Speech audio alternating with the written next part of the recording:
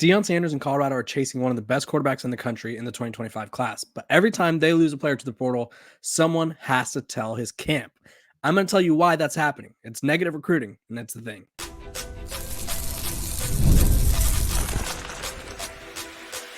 You are Locked On Buffs, your daily podcast on the Colorado Buffaloes, part of the Locked On Podcast Network, your team every day.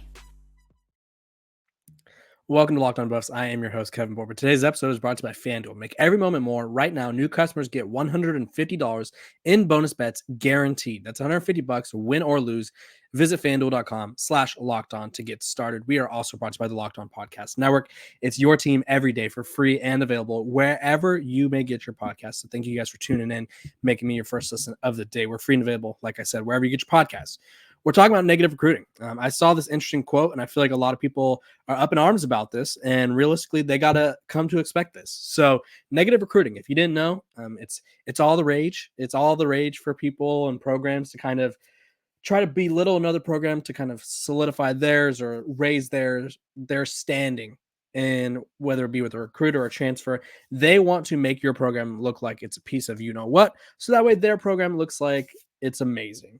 And so in a recent article or interview, Julian Lewis's dad explained that schools are negatively recruiting Colorado to the Lewis camp every single time something happens. And I'm going to tell you why. But first, let me read you this quote. What's interesting in general, we get spammed. Every time someone transfers, people are reaching out to me. There's another one, his father said. I think people don't understand the amount of pressure coach is under this year. It's his last ride with Shador, Travis, and Shiloh. The motivation is to add to the roster with guys that will help immediately. But if you look deeper, the guys they're bringing in are multiple year guys. They're building for the present and future is what they're doing. So, I mean, he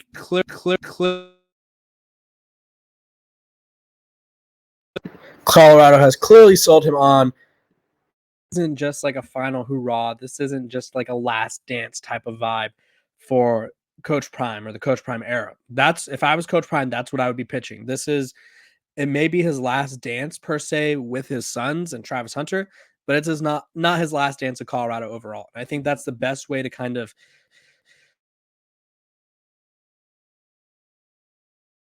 sorry, my mic is doing me dirty today. We're having technical difficulties. But it's his way to assure people that he's going to be there for the long run. And obviously, what better way to sort of solidify that than landing one of the best quarterbacks in the country? Now, why are people negatively recruiting Colorado? Well, first of all, it's not just Colorado. It happens to everyone, and it will continue to happen. There are so many ways for programs to kind of be picked apart. It's, they don't have the NIL package that we do, or they don't get the television games that we do, or they're in a certain conference. They're not in the Power 2 or the Super Conference or whatever it is, the SEC and the Big Ten.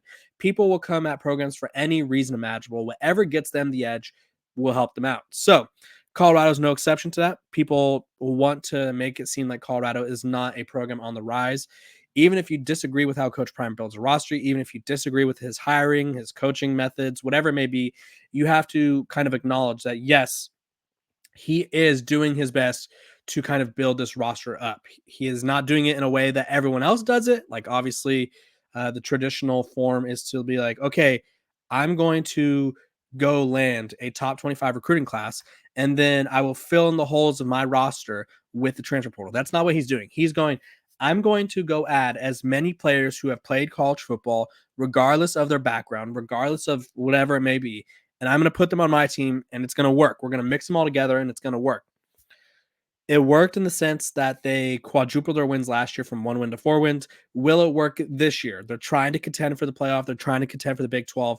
I think that's very ambitious. We'll have to wait and see. But realistically, you kind of have to understand that Coach Prime has his method, and his method will adjust when needed, but people are going to come at him. So right now, Colorado's losing a ton of players to the portal. I think it's like 20-something players to the portal, and it's not really as dramatic as people are making it seem. I think it looks bad. When I tell you, let me confirm the number. They have 36 outgoing transfers, counting all the guys that left during fall or not during fall, during winter, whatever the after the season window is.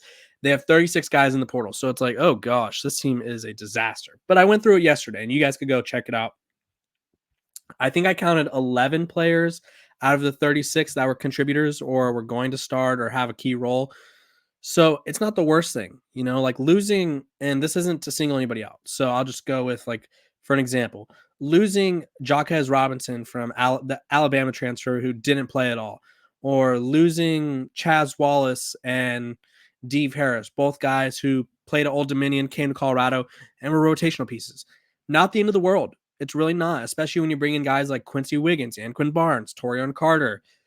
You're bringing all the Chidozie Nwanku. You're bringing in all this talent. So Colorado, while people are like, look at the quantity, it's like, look at the quality. Let's look at the quality of players that they're losing. They are not losing guys that were going to contribute for them. They are not losing guys that were contributors for them. For the most part, they did lose a few, and some of them stung. Like Dylan Edwards stings. Alton McCaskill stings. I think Cormani McLean's potential stings. But the rest of, I'm not going to go through all of them again, but majority of them, it was like, not the end of the world. So that's one reason. I think people are looking at the quantity rather than the quality. The second reason people are negatively recruiting Coach Prime is they know that if he puts his mind to recruiting, it's lights out for everyone else. Like, people are still, obviously he's not going to get all the 5 stars and all the 4 stars recruits out there, but it's going to get a lot more difficult if he's like, you know what, this class, I'm just going to really focus on getting high school talent. I want a top 5 class. If Coach Prime wants a top 5 class, he will get a top 5 class. I fully believe that. Now, I don't think he's putting in the necessary efforts to do that. I think if he wanted to, which would require recruiting kids, possibly doing at-home visits, which I know a lot of people are kind of mixed on, it would require sort of not waiting till the last minute. It would require more effort on the high school recruiting trail. He would do it. I don't think he wants to do it, and I don't think he will do it until he feels like he has to, which at that point, if Coach Prime ever feels like he has to change his recruiting method or his roster construction method, it may have not worked out in Boulder, is what I'm saying. So people don't want Coach Prime to get hot on the recruiting trail because they know all it takes, like if he lands Julian Lewis, if you land a 5-star quarterback, that alone attracts 5 commits. Like, receivers are going to want to play for him. Offensive linemen are going to want to play for him. You have Jordan Seaton already in the mix. So you kind of have this sort of group, or you would have this group of guys where it's like, oh, so-and-so's there. I'll go there if Jordan's there, or I'll go there if Julian's there. So that's why people are negatively recruiting. Don't get all worked up about it. It happens everywhere. Colorado, I don't think they do it to other programs because Coach Prime at least said that he tries not to, or doesn't. But it happens everywhere. It's kind of the nasty part of college football where it's like, okay, well, we want to get a leg up, and the only way to do that is to downplay what you're doing. It's a thing that's been happening forever, and it's something that will continue to happen forever because it's college football, and college football oftentimes doesn't really make traditional sense or common sense. But hey, that's the sport we love. There's a reason we love it. When we come back, I'm going to be telling you about a massive, massive visitor that Colorado is hosting, and that could really change the dynamic of this defense as a whole. This episode of Locked on Buffs is brought to you by our sponsors over at Monopoly Go. You guys all know I get competitive. I play in a slow pitch softball league every Thursday night, and it gets intense. I've been told I'm a little too competitive. Whether you think that's true or not, that's up to you. But my competitive side is a big fan of Monopoly Go. I'm sure you've all heard of it. It's been downloaded over 150 million times. It's a great twist on Monopoly where you play on not one, but hundreds of Monopoly boards in crazy locations, building up amazing cities that bring you big money. But the best part is messing with my friends. I could charge them rent on iconic properties just like classic Monopoly, but now I can also heist their vaults of riches for myself. And their leaderboards show me who the biggest Monopoly tycoon is. But it's not just my competitive side that loves it. You could team up with friends and people all around the world in time tournaments to earn huge rewards. So get in the game and join your friends. Download Monopoly Go now for free on the App Store or Google Play. This episode of Locked on Buffs is also brought to you by our sponsors over at Gametime. Gametime is now an authorized ticket marketplace of Major League Baseball, which makes getting tickets even easier. Prices on the Gametime app actually go down the closer it gets to the first pitch. With killer last-minute deals, all-in prices, views from your seat, and their lowest price guarantee, Gametime takes the guesswork out of buying MLB tickets. They have last minute deals. You could save up to 60% off buying last minute for sports, concerts, comedy, theater, whatever it may be. They got you covered. Take the guesswork out of buying tickets with Gametime. Download the Gametime app, create an account, and use code LOCKEDONCollege for $20 off your first purchase. Terms apply. Again, create an account and redeem code LOCKEDONCollege. That's LOCKEDONCOLLEGE for $20 off. Download the Gametime app today. Last minute tickets, lowest price, guaranteed.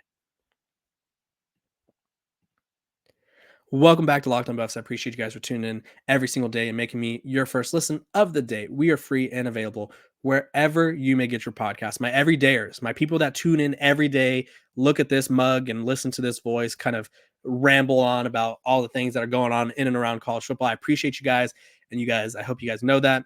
If you're an everydayer, make sure to comment. Make sure to give a shout out to yourself so I could shout you out. Let me shout you out and show you my appreciation. Excuse me. Okay, let's dive into the portal. Coach Prime is arguably the king of the transfer portal. We could debate that another day. I think he has king qualities of the transfer portal. I would say it's between him, Lane Kiffin, and maybe a couple others, but no one uses the portal like he does. Whether that's a good thing or a bad thing, I guess we'll find out in a year or two. But let's dive into sort of the thing that they need. They need more size. And you're like, how do they need more size? More size never hurts. And they are in the mix for one of the best players in the portal, Derek Harmon. He entered the transfer portal on Tuesday. He's got programs all over the country coming after him. He's the number 100 overall prospect in the portal and number 9 defense lineman in the portal cycle. He's the number 1 defense lineman who is uncommitted. He's number 9 in terms of everyone. So he is the best player in the portal, or best defense lineman in the portal right now. Number 7 overall player in the portal that's uncommitted. And he's got a few visits scheduled. He's going to USC, and then he's going to take a trip to Colorado, and then he's going to see Miami. He's visited schools like Ohio State and Oregon, which was early in the process because he entered the portal, returned to Michigan State, and now is back in the portal. So you're probably wondering, does Colorado really need a guy like this? Well, yeah, they do. You look at a guy like Derek Harmon, who he's a monster in the trenches. He's someone who's experienced, and he's someone who really pairs nicely with everyone that they added this past season. He had 40 total tackles, 1.5 sacks, and he also had a forced fumble. He is someone who, if you pair him with, say, Chidozie Nwanku or Anquin Barnes, whoever it may be, Colorado is going to go from getting pushed around in the trenches, which I still don't think they're going to be pushed around this season compared to last season. Last season, I think they were thrown around like a bunch of rag dolls. But this season, I think that they have a chance to really be physical and really assert their dominance in the trenches if everyone is healthy and if everyone kind of is able to live up to their expectations. He was ranked as the 71st player, according to PFF, in terms of interior defense lineman. He had a defensive grade of 78.4, a run defensive grade, which is huge for Colorado, of 81.1, which, if you guys don't remember, Colorado's run defense was atrocious last year. And then he had a pass rush grade of a 72.3. So he is someone who should come in right away, make an impact for the Buffs, make an impact on that defense line, help them slow down the run. Because if Colorado can't slow down the run in the Big 12, let me tell you, it will get really ugly. Let me just pull up the rushing offense ranks this past season, because I think a lot of people are underestimating. And I'm someone who, I know that the Big 12 this year is not nearly as good as the Pac-12 was last year. Doesn't mean that they're not talented. So these are some of the teams that Colorado is playing next year. And it is a big deal if you're trying to slow down the run. If you can't slow down the run, good luck. So Utah ranked 4th in the country that's rush defense. Let me pull up rush offense. Don't want to give you guys the wrong numbers. I just caught that too. I had it pulled up and everything and had the wrong one ready. UCF ranked 4th in the country in rush defense last season. Colorado plays them, and they added KJ Jefferson. Cincinnati ranked 5th in the country in rushing offense. Colorado plays them. Actually, not too long after they play UCF. Then Kansas State ranked 11th in rush offense. Colorado plays them right after UCF. You go down a little bit. Who else? We got Utah, 33rd in the country. Colorado plays them. Nebraska, 38th in the country. Colorado plays them. There is so many teams. There was Utah, Nebraska. Let me make sure I'm not missing anybody. Utah, Nebraska, Kansas State, UCF, and Cincinnati. 5 of their 7 games are against teams that ranked within the top 40 in rushing offense last year. And all of those offenses either return or added guys to their rushing attack. So it will be a challenge for Colorado to win games if they're not good at stopping the run. If they're able to bring in this big fella right here, life gets easier on defense when you could get off the field. If you could land Derek Harmon, over USC, Ohio State, Oregon, Miami, and all these programs, maybe one of the biggest wins of the transfer portal era for Coach Prime. I don't know if it's going to work out. We're going to have to wait and see. Obviously, Colorado spring game is coming up this weekend. It's going to be a huge, huge spectacle. You guys won't want to miss that. You guys won't want to miss my coverage from Locked On Buffs. I got people over there. It's going to be awesome. It is going to be a really fun sort of off season if Colorado gets another talented guy in the portal. So look out for that. I appreciate all the support that you guys give me. I appreciate all the transfer portal chatter that Coach Prime gives me, because I think Colorado has a chance to get that number 1 transfer portal class again. And I don't think it's going to be quantity this time. I think it's going to be a quality class. You guys comment below where you think Colorado's transfer portal class ranks, or where it will rank when things are all said and done in a couple weeks. When we come back, I'm going to be talking about the craziest things from the NFL draft, Xavier Weaver, and more. This episode of Locked On Buffs is brought to you by our sponsors over at FanDuel. It's playoff time in the NBA and NHL, and baseball's in full swing, and FanDuel is your place to bet on every game. Right now, new customers get $150 in bonus bets guaranteed. That's $150 win or lose. Bet on everything from slap shots to home runs to slam dunks, all on an app that is safe, secure, and easy to use. What are you waiting for? Visit FanDuel.com/lockedon and make your first bet an automatic win. FanDuel, America's #1 sportsbook. Welcome back to Locked On Buffs. Appreciate you guys for tuning in every single day, making me your first listen of the day. With the NFL draft starting tonight, I wanted to talk about the one guy that I think Colorado is going to have as their representative, not in the first round, but in the draft as a whole, and that's wide receiver Xavier Worthy. I think he has a chance to really be a productive guy in terms of probably a backup role. He's average size, average speed, but he's a playmaker, So let's dive into his NFL Next Gen stats and kind of where he's projected to go. So his measurables: height 6 foot, weight 169. His prospect grade is a 5.89, which is, they have him graded as sort of for reference, Malik Neighbors is a 6.86. Marvin Harrison Jr. is a 6.83. So 5.8 is an average backup or special teamer. So they think he's going to kind of slide into a backup wide receiver role. So he'll be a rotational guy fighting for snaps and looks, or he'll have an opportunity on special teams.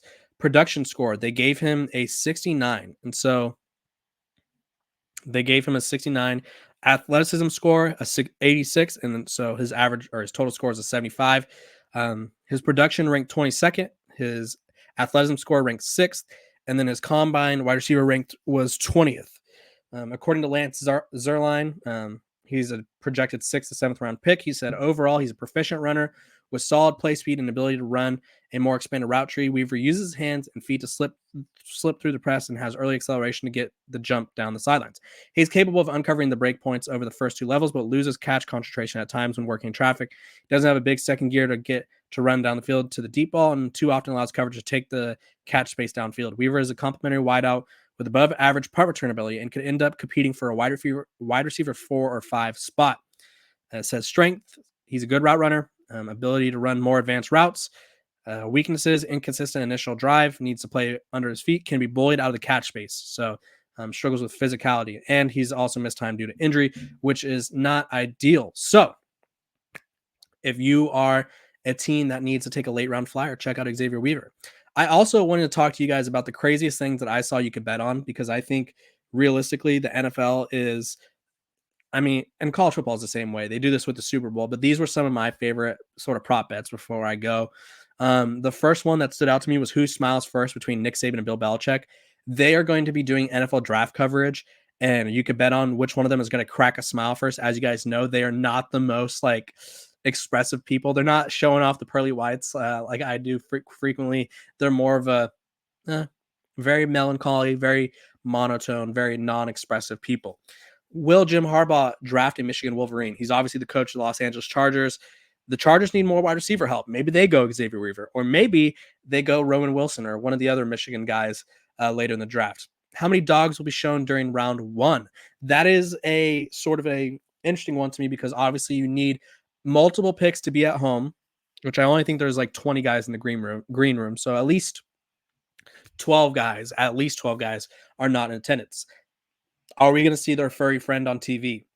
I thought that was a good one. The over-under set at 2. And then there's cats at over-under 1. I feel like cats, I'd bet the under. I'd probably bet the under on both, to be honest. I don't know. If I was a betting man, which I'm not. This is not betting advice. This is just things that I saw. And then which throwback highlight will get shown first? Either between Luke May, the older brother of Drake May, or Marvin Harrison Sr., who is the father of Marvin Harrison Jr. If you guys don't remember Luke May, North Carolina star, helped them win the title. Obviously, that the May family has been quite good to the University of North Carolina. And then lastly, you could bet on the primary color of Caleb Williams' nails. The USC quarterback is obviously notorious for painting his nails. Black is the favorite, and then it's orange, white, pink, blue, and green. Comment below what color you think he'd go with. I appreciate you guys for tuning in to Locked On Buffs, making me your first listen of the day. Stay tuned. I'm going to have all sorts of spring ball coverage. I got people on the ground over there. It's going to be really fun. We're going to talk about everything that you guys need to know about the spring game. It's on the Pac-12 network on Saturday the 27th, so you guys won't want to miss it. I appreciate you guys for tuning in to Locked On Buffs, making me your first listen, and I will see you guys tomorrow.